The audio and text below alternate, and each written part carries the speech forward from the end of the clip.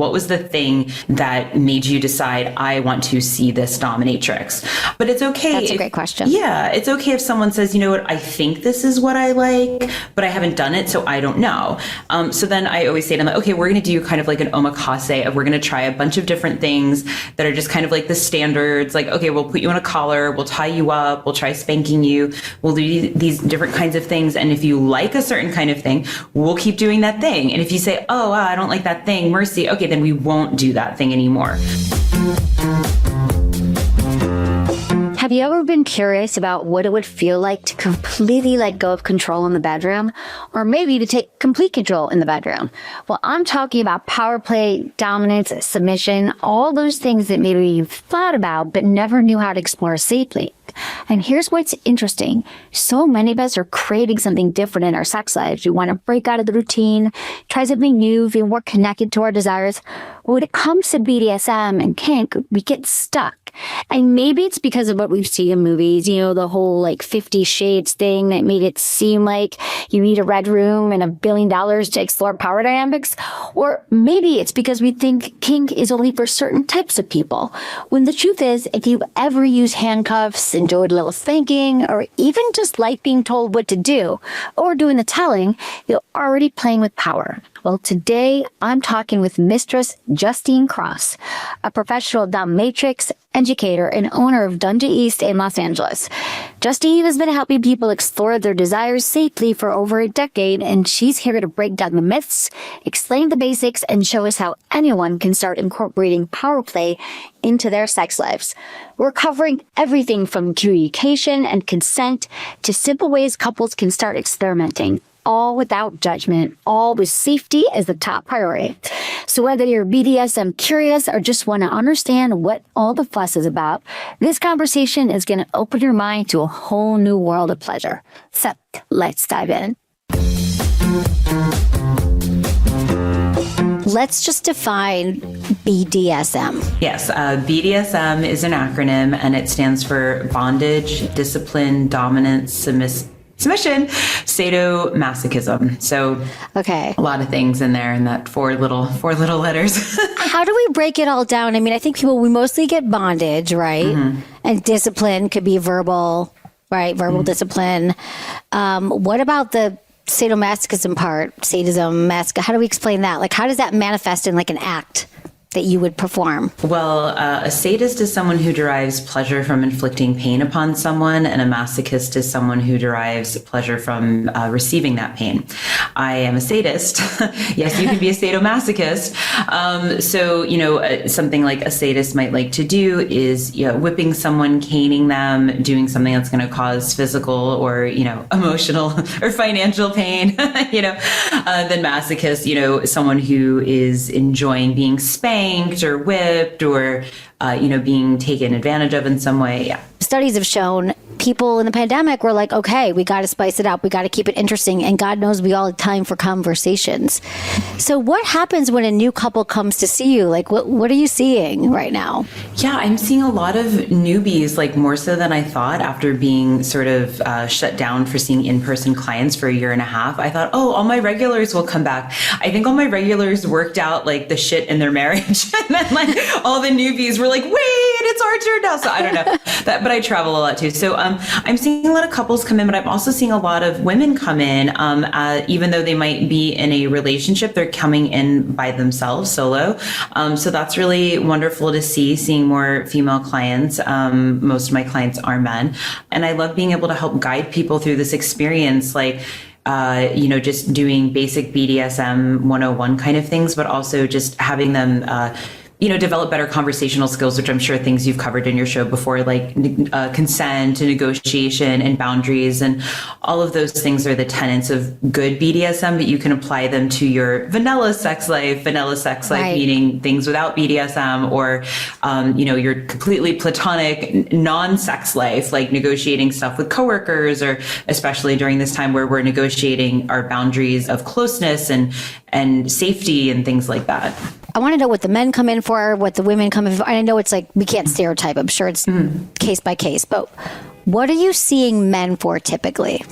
Well, for me, as a professional dominatrix, I do quite a range of activities. So I do, my no list is very short. But everything else, I do a lot of these things where it's like I'm seeing someone for really light, sensual play, like tickle, torture, tease, and denial, to some pretty heavy corporal scenes or electro play, and then kind of everything in between.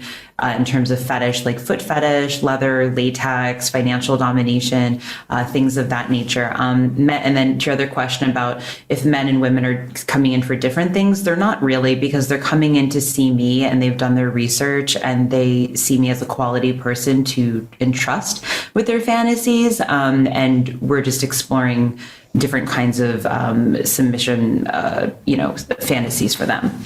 Okay, so they all want to be pretty much submissive, right? If they're coming to see you. Yes. How do they know? Like, maybe you could walk me through. I mean, you have dungeons now in LA. Yes. A famous dungeon. They like feature it on shows and stuff, right? Yes. If you've seen anything in mainstream media in the last like 5 to 10 years, it was most likely at one of my 2 dungeons. I did close Dungeon West last year because of the pandemic, but my Dungeon East in downtown LA is still around. We just did a lot of upgrades, new photos soon. But yeah, that's been a lot of different things. They go to your site or they contact you through Instagram, but they come there and then do the form they fill out. Like, do you give them a questionnaire? How do you know what they want? Yes, there is a booking form on there, and you fill out that booking form, and it's confirming that you're fully vaccinated against COVID, and also just answering some basic questions like, what are your interests? How long have you been playing? Do you have any references? It's okay if you do not, and confirming that you are over 18 and that you have checked my no list and all of that kind of thing. So doing that weeds out most people until sometimes they find out that I'm very expensive or they get intimidated for whatever reason. So based on that booking form, I decide if I want to see them or if I need more information. And then if everything is greenlit, then we set up a time and a place, usually at my dungeon. And then we show up and have an amazing time doing all the things that we talked about. Wow. I think BDSM came to the forefront with 50 Shades of Grey. Mm-hmm. And so then everyone assumes that they have to be like Christian Grey. They have to have a whole red room of pain. It's always about pain and whips and spanking. And it can be so many things, right? It could be just spanked. It could be that you just want to be dominated verbally. So could you walk me through, maybe, is there a session where that's a more typical session? Mm-hmm. Yeah, I mean, definitely, I agree with you. 50 Shades of Grey kind of brought this out to like moms of the Midwest and book clubs and stuff. Exactly. But we should never be like Christian Grey. We should never be abusive, and we should never be billionaires. Like, that just shouldn't be a thing. No abusers, right. No billionaires. So my hard limits. There are no typical sessions, but like a fairly standard session that I'm doing is, when someone comes into the room, things that we've already negotiated before they've come into the dungeon. I might put a collar on them. I'll walk them over to my mirror. I like to start sessions with them, giving, them on their knees if their body is able to do that. And I have them look at me and give me 3 compliments. And they have to be 3 compliments I haven't yet heard today. And then we'll start the session, and I will typically put people up on the St. Andrew's cross first, which is that big X. So doing things to their body because I have access to it. I can tie them to it, facing out or facing away from me, depending on what we're doing. I might put them on the spanking horse to do more impact play. I might put them on the bondage bed. I might have them on the floor, like if it's a foot worship session. So they might just be on the floor the whole time. So these are, people kind of working out different kinks or fetishes. And when you said that, I can't skip over this part when you said, well, it looks like a lot of my clients got their marriages together and didn't come in. Is it the kind of thing where people come in like on their own when they're going through something in a marriage, or couples come in together? Because I know some married men who go and they're like, it's secret. What do you see in your practice? Yeah, I mean, it's interesting because it's only what they tell me and I'm only getting one side of the story. Of course. It's just, I was seeing a couple of people right before lockdown. One was a couple and they saw pro-doms together all the time anyway. I just haven't heard from them. And I had another person who was like really great. And I think he's just worked things out with his partner and he can't get away. It's like when you're locked out, you can't sneak out.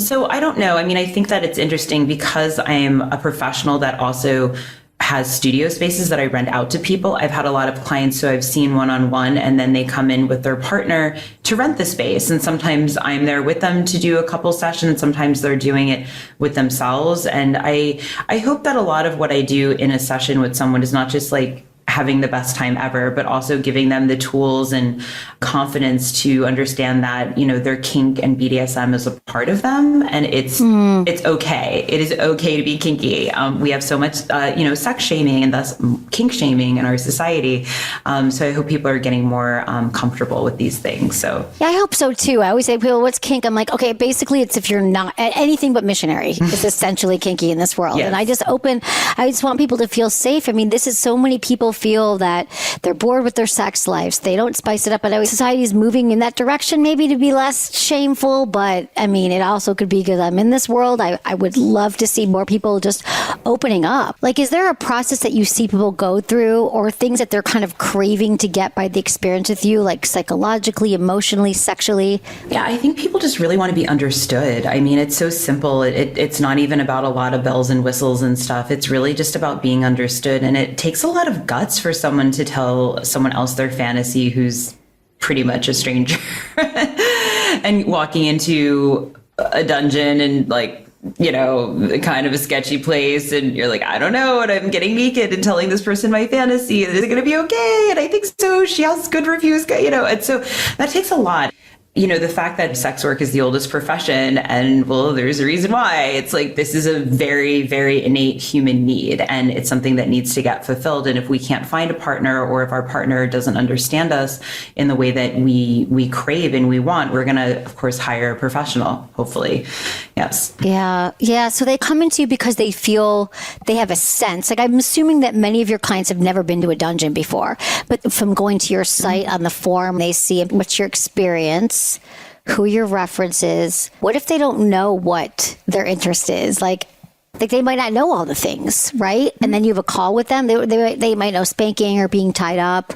Mm-hmm. Or do they just kind of list whatever? Some people are totally new, and that's fine. I do see new people all the time.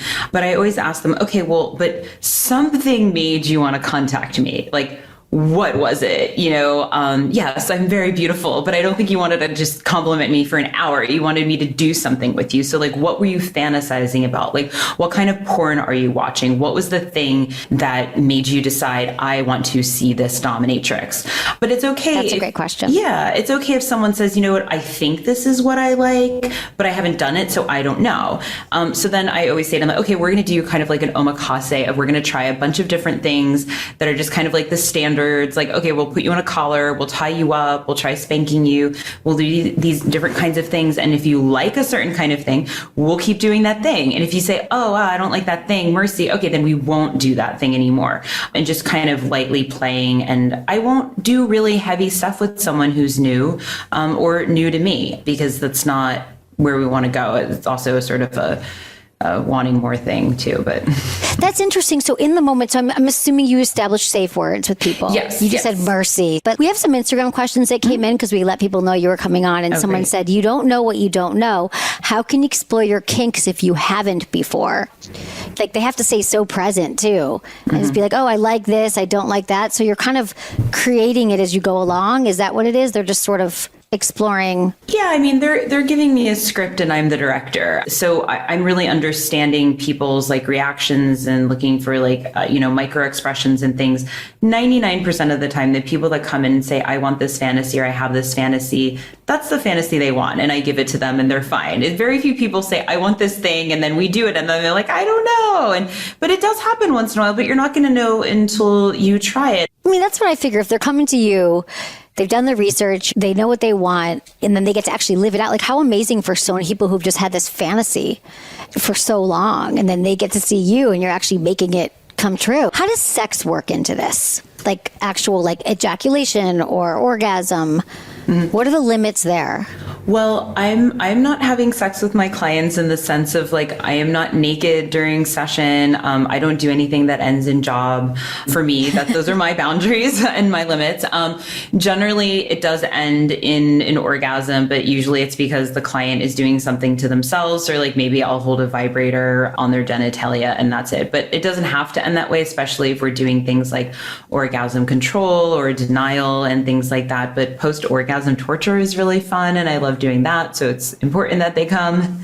Talk about post-orgasm torture, please. Well, generally, everything sounds like such a great idea until you come. You're super hot. You're into everything. You're like, more pain, deeper, harder, faster, all the things. And then you come and then you're like, oh, that was great. Okay, I'm done. Who is this? Where are we? Who is that lady? Why am I wearing a dress? What's going on? Why do you have that cattle prod here? So then afterwards, you can do more with the body, and it's like very painful. So it's like, after someone comes, all those endorphins have just, you flooded your body, released, but now everything is so much more painful. Wow. Where I can do post-orgasm torture to either your organ that has just orgasmed and it is extremely sensitive, or just your body in general. You're in like a different game after that orgasm. Your body's like, wait, what are you doing to us? So, and then it's more painful if you're doing things like corporal punishment to the body or electroplay. They definitely need a safe word for that. Now, what about orgasm denial? I think that's really, really hot. I think I talk about it on my show a little bit. It's kind of like edging, but with power play. So how would you walk me through orgasm denial? And maybe you could share how people could do it at home if they can't come see you. Yeah, orgasm denial, which is, just that you are not getting to come. I love doing it through chastity training, which works better with external genitalia because there's chastity devices. So you just don't get to come for however long we decide. And I particularly love doing that, with men and having chastity and they behave so much better in chastity. It's so much better. Tell me about that, because we have a question about it. How do I talk to my girlfriend about locking me in a chastity cage is one of our questions. Break that down for me, what it is, what the cage is, and how it works. Because you might send them home and still work with them while they're home, right? Yeah, if you just look up a chastity cage, there's a lot of different varieties, but basically it is like a cage, metal or plastic or, rubber that is going around your cock and balls. So if you try to get an erection, you cannot because it is stuck in this little cage. So you can have serialized locks or, metal locks and stuff. I don't recommend going through security with it. People do, you can. I would not.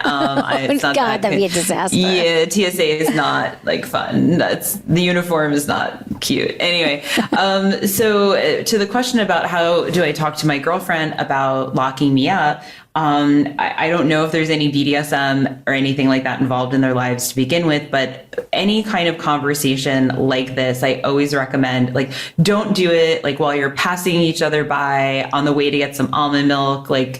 Don't do that. Sit down, have a face-to-face, or even have a pre-conversation, schedule that conversation and say, hey, I want to talk to you about something fun I want to do in bed. When's a good time to discuss that with you? You want to have this face-to-face or FaceTime, as much as you can, because you want to preface it that way. Okay. Well, a similar question to that is, how and when can you introduce your kinks with a new partner? The fear of being rejected is very present. So how do you train couples? It sounds like people sometimes come to you to kind of learn what to say, but what do you think about that, introducing it to your partner and that fear? Yeah, I totally understand. It's very difficult because there's still a lot of sex shaming that happens, and also kink shaming. And I really feel for people because, a lot of my clients are men, so they don't get to really come out and have their submissive fantasies. And a lot of women have a hard time accessing the part of themselves that can be dominant, because we're constantly told as women, if we put this on a binary, of course, to not be dominant, that the nail that sticks up gets hammered down. And we see that time and time again. And it's really sad and unfortunate that we're in 2021 and these are still the unfortunate stereotypes and dynamics that get played through society. So the fear is real. And I understand. And I mean, I haven't been on the open dating market in like over 10 years. So I'm like, different, and I have all these people to play with and stuff. So I can only imagine. But what I always tell people is like, the more you put out there what it is that you want in a partner or person that you want to have a sexual relationship with, the more likely you are to get it and, find those people. On dating profiles, I tell people, well, it's like sort of, if you're really into BDSM, mention BDSM. And I was just talking to a friend who's like dating right now, and I said, well, it looks like you want this, this, and this. So do you have that on your dating profile? No, I can never put that. I'm like, well, then how do you expect to get it? Exactly. We need to lead with sex stuff, because then you're going to get in a relationship with someone and you'll be months, weeks, or God knows married to this person years in. And then you're like, well, they don't do this and they don't do that, or they're not into, they won't expand their repertoire. It's like, can we all cover that early on? Like, let's cover it on when you start having sex or on the first date. Like, that's how you stop the shame. If people are just really honest about it. And then you find your partners, Yeah. You get to weed them out. So someone else asked, how could I find out if a partner's kinky without hooking up with them? I think you just have these, don't you think we just got to normalize these conversations? Just ask them. I just did a private bachelorette party over the weekend, was like BDSM 101. And I said, just please talk to your partners about like what it is you want to do. And maybe they'll do it, or maybe not, or maybe you can find it with someone else. But if you don't talk about these things, what's going to happen is that guy becomes my client. And then they were like, whoa, and then that like really like, I mean, it was like, we were joking. It was like all super fun and games and everything. But it's like the mental gymnastics that I hear some of my clients going through, and I'm like asking them, I'm like, well, how long have you been married? 2 years. Well, how long have you known you've been kinky? Oh, 10 years. Well, have you told your partner you're kinky? No, I could never do that. And I'm like, then this isn't your partner. This is someone you just share like a condo with. I think you just need to ask. Just say, hey, again, I want to talk to you about like fun stuff I want to do in the bedroom. When's a good time to do that? I'm really kinky. Like, if that's really important to you, please talk to your partner about it. So people can find each other and date people you like. Right. Date people you like. Date people you want to have sex with. And if you want to have sex, if sex is important to you.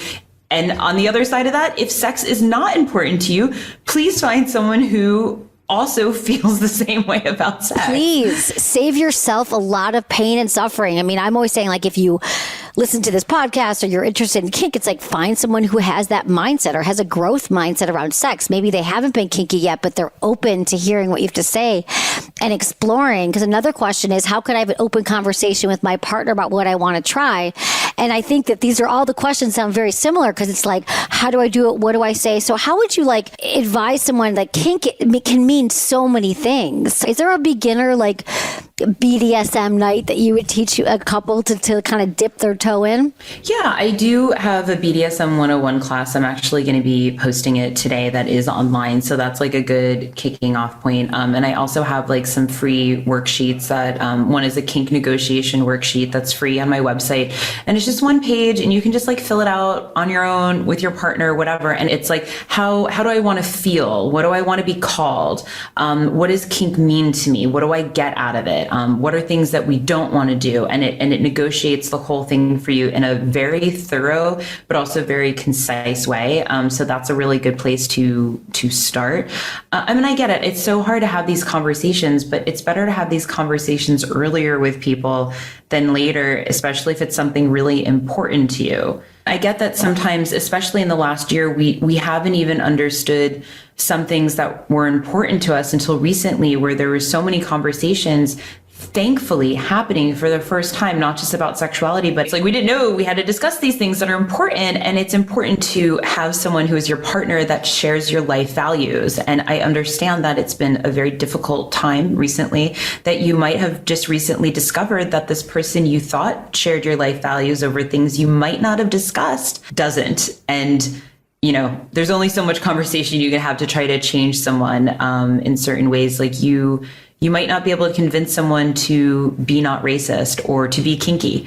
And that's important information to have if those things are important to you. Absolutely.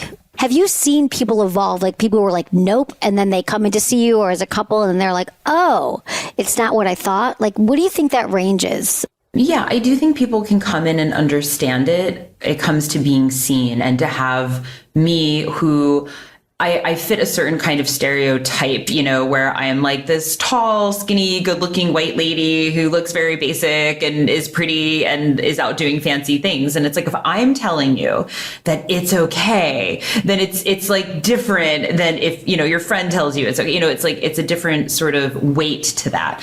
And it just doing a lot more mainstream things that, of kink. I mean, again, and I'm sure this is something you've covered, but it just comes from, the lack of awareness and even just basic sex education and how we talk about consent and boundaries and negotiation. So then how do we learn about BDSM? We're going to learn about BDSM through friends, adults, depictions in mainstream media, porn. There aren't a lot of mainstream media for BDSM, but there's for other really kind. not. Yeah. Right? Where would you send people? I know that you read a lot of books. I was listening to some of your interviews, and you kind of had some books that were pivotal for you. But are there any places you would tell people to go today besides your website? We make fun of 50 Shades a lot, and it deserves to be. But the second 50 Shades of Grey movie, 50 Shades Darker, that was actually really good. Did talk a lot about boundaries and safe things, and talked about the sexually exploitative relationship that the Mrs. Robinson character had. I haven't watched Billionaires, but a lot of people tell me that the depiction of the dominatrix on that show is really good. Go to my IMDb profile, and anything that I've done mainstream, they did a good job.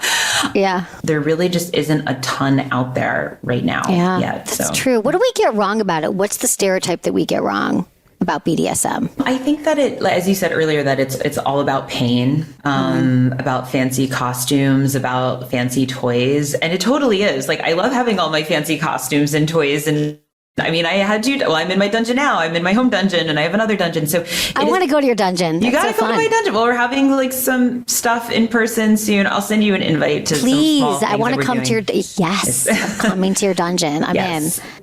BDSM is so cerebral. I always say, I can do an entire session with you, just my pinky. Well, maybe not this pinky finger because it just got that bee sting, but this pinky finger is so, I can do it all because it's so psychological. It's so about the cadence and the pacing out of my scene and what I'm doing with you that I love doing it with my fancy toys and clothes and dungeon, but I have also done scenes with none of that, and they've been incredibly powerful and amazing for people because it's so much about your mind and body experience and what you're willing to open up to me and what you're willing or able to give. And the more you can do that, the deeper we can go together.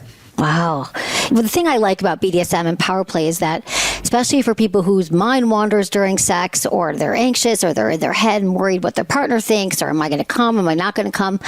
Or do I look? How do I look? When you're engaging in that kind of connection with someone, like someone would do for you in a session or with their partner, it's really deep intimacy.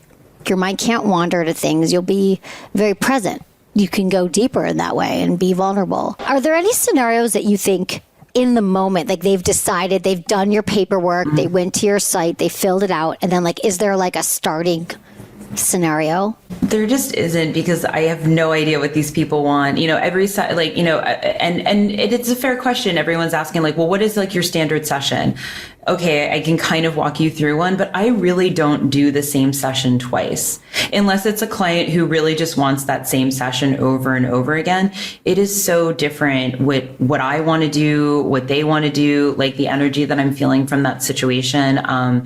I'm trying to stick to the flight plan, but sometimes I have to go off map, with their consent, of course. I'm not doing anything unconsensually, but it's really just about understanding what each other wants and trying to figure out a middle road to give that to each other. If you're in a good, loving, caring relationship, or at least in maybe a momentary relationship to have a fun time together. Do you find that there's a lot of people who can play or have their BDSM or their play partners, but they're not necessarily their committed partners or their sexual partners? Do you see that a lot, that people are well, my partner's not into it, but I'm going to go play somewhere else? Especially if they let their partner know, which I think that would be the healthiest scenario. I would hope so. Yeah, but then there's that whole kink shaming thing we talked about earlier. Yeah, I mean, I definitely have play partners that are not my partner that I live with, and seeing people at parties and events and stuff. I think that you can do that. I mean, that's like the wonderful thing about, the kinky poly BDSM world is that you can really negotiate something that you want from someone else and have really clear boundaries. I mean, nothing is perfect. Like, people fall in love with their fuck buddy or their play partner and things happen, of course, but all the time. That can happen whether you're monogamous also. So it doesn't that's like a terrible argument. But I think this is like a wonderful way to get different things that you want if maybe your nesting partner isn't the person who can give those things to you. Yeah, your nesting partner. Mm-hmm. I'd love to see a world where people are nesting and with the partner that shares their kinks and their fetishes and all the things. I mean, it's more kink. I mean, I often explain the difference between fetishes and kinks, but foot fetish is still, I would say it's one of the top fetishes, right? Would you say the most common? Yeah, of course. And I think you're asking how long is something more about like how long have people been kinky with like Freud and stuff. It's like, well, forever. There are cave painting drawings like depicting scenes of, sadomasochism. And we've always had a foot fetish because we've had feet forever, So something like a latex fetish is fairly new because latex as a garment is newer compared to, feet. Latex new, foot old. So, yeah. So someone says, how safe is ball busting? How hard can they be hit? I've hurt my foot on ball busting and they're fine. Yeah. Wow. I haven't broken my foot, but I've definitely, yeah. Okay. They can withstand a lot. They can withstand a ton of, the human body is pretty resilient, I gotta tell you. Yeah. That's amazing. How do you ball bust? Like, what does that look like when you do ball busting? How do you do that in a session? Well, it depends. I'll have them standing usually, depending on how much we're doing this. But we'll have them standing. I might tie the cock out of the way, and then I'm kicking them in the balls, or have them hold their cock. I mean, I can also do that on the floor, and have them, spread their legs and kick them. I have this really cool bondage bed. It's not here right now because it's getting out for repair, but my bondage bed is this really amazing custom bed by Downtown Willie, and it has holes in the middle of it that has I can put my foot in, so I can put my foot down in the middle of this cage while someone's lying on the flat inside the cage and kick them that way. So that's really fun, and that will soon be a Dungeon East. I cannot wait. Oh my God. And are you wearing shoes? Like you have heels on or something? Yeah, I'm usually wearing shoes. Some people want barefoot because then it's not as hard, but I'd rather have something protecting my feet because you can break your foot. I mean, your foot has a lot of really tiny bones in it and you can hurt yourself. So I usually don't do that barefoot just to protect myself. I'm usually wearing a boot or something, but I might not kick them as hard. That just seems intimidating. I don't want to hurt my foot.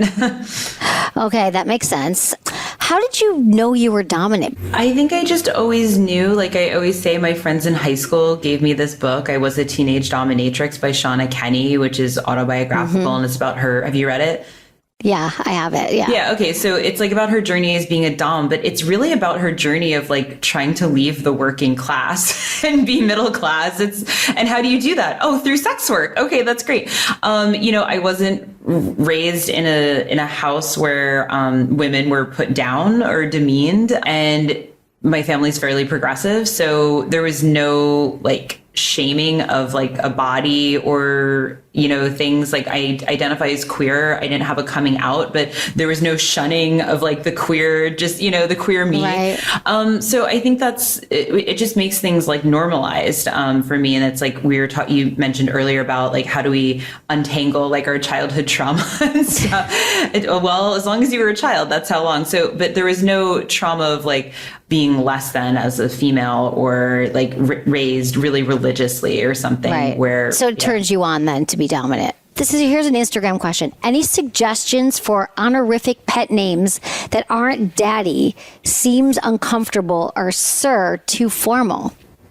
There are so many. I mean, just go on FetLife and there's like 1,000 that you can find. You can probably do a Google search and find different honorifics that work for you. I mean, there's gender neutral ones now. You can use mix or mixtress. Sir and daddy can have negative connotations that I completely understand. There's just so many to just find and, making up ones, mix is not like a made up word, but like a newer word that we've created because people didn't masters and master and slave, like these are, these don't have like necessarily great connotations. No. And I try to not use them as much, but also in the BDSM community, like I'm only thinking of them in the BDSM, I would just like do Google search or look on FetLife for different honorifics that resonate with you. And it's important to find one that feels good for you. Yeah. Right. Exactly. You get to make it up. As you're talking, I'm thinking about play and make believe when we're little and playing games. I did that for hours with my friends and in my room, and we get away from play as we get older, and there's so much like responsibilities in life and work, but what we're really talking about is play. And I think it doesn't have to be so dangerous and so scary to kind of open up and how fun to find the names that feel good to you and to just play with your partner and see what happens. Like that's how you're going to keep thriving in your sex life, and you're going to keep it interesting. So just in talking to you, I'm like, how fun, like Google it, see what resonates for you. What are some ideas to explore with a female dom and male sub dynamic? Okay, which is what you do. So all of them, anything. What do you want to do? Ask each other. Find out what you want to do those things. Find out what you don't want to do, and don't do those things. I know this is so simple, but you'd be so surprised we're not doing this. Yeah, really exploring what it is you want to do, finding that play, making sure that it's within everyone's boundaries and everyone's getting full consent for this, and you have fully negotiated this out before you start playing. Yeah, and the talk can be fun. Okay, this is our last question from the listeners. What are the best ways to restrain and tie up your partner other than 4 bed corners? I mean, so many ways, like a coffee table, my dungeon, eye bolts, putting in eye bolts in different places. I've seen a lot of interesting hotel room bondage. You can it's a little bit of a pain in the ass unless you have it set up always, but like underneath the bed restraint systems, I have them on my bed. They're awesome. Yeah, no, I have one by Sport Sheets. Honestly, I find it easier to just put in discreet eyeball. I mean, I have a dungeon also, but like even I have a dungeon, but I have this like amazing bed by my friend who makes this company called It's Not Trash, and she just like goes and dumpster dives and makes like these amazing beds. And she's like, I've put in so many eye bolts to beds because of you, and because like this bed will not break, and Oh, cool. Yeah, doing things like that. There's also like over the door restraint systems. You just want to make sure that whatever you're tying someone to is sturdy. It's not going to fall over. It's not going to hurt them. Right. That's good. You can tie them to themselves. You can do hog ties. You can, really simple wrist cuffs, ankle cuffs, tying them to the outside in kind of a little hunched over crab position. That's really good and pretty simple to do with just clips. All right. Good tips there. Thank you so much. I'm going to ask you the 5 quickie questions we ask all of our guests. Okay. They're quick. Ready? What's your biggest turn on? Oh, my girlfriend. What's your biggest turn off? Stupid people. What makes good sex? Talking beforehand about what you want to do and getting it. Something you tell your younger self about sex and relationships. You're doing everything right, and it's just going to keep getting better and better the longer you keep going. What's the number one thing you wish everyone knew about sex? It's really amazing, and it's not that scary. And just talk to your partner about what it is you want to do and what it is that you don't like to have, honestly, amazing sex every single time. Yeah. So true. Justine Cross, thank you so much for being here. Tell me how people can find you and what you have going on, all the things they can join. Yes, thank you. Thank you for having me, Emily. Yes, you can find me on my website, which is losangelesdominatrix.com. You can find me on Instagram as the Justine Cross, as well as on Twitter for Justine Plays. But please don't DM me there for business inquiries. It is not, Instagram is not a safe space for amazing people such as myself. So please always go to my website, or you can always email me. Some things that we have coming up, we're going to be continuing doing online classes like a BDSM 101 class, as well as we're moving carefully into in-person events at Dungeon East. So we're going to have some classes coming up, as well as play parties like BDSM, which is a play party for cis and trans women only. So check that out. But again, just always look at my website, losangelesdominatrix.com. My website for Dungeon East is dtladungeon.com, and that is a very fun place to have sex or do BDSM, you know? Oh, fun. I love it. Okay, everyone should check that out. We'll put that in the show notes as well. Thank you so much for being here. Great, thank you. That's it for today's episode. Thank you so much for listening to Sex with Emily. And if you loved the show, please like, subscribe, and leave a review wherever you get your podcasts. And hey, share this with a friend or a partner. It might just spark something. It usually does. You can find me on Instagram, TikTok, YouTube, Facebook, and X. It's all at Sex with Emily. Oh, and I've been told I give really good email. So sign up at sexwithemily.com for free guides and articles and more ways to prioritize your pleasure. And if you have a question about sex, dating, relationships, any of it, leave a message at sexwithemily.com/ask. And hey, was it good for you? Email me at feedback@sexwithemily.com. I would love to hear what you're thinking.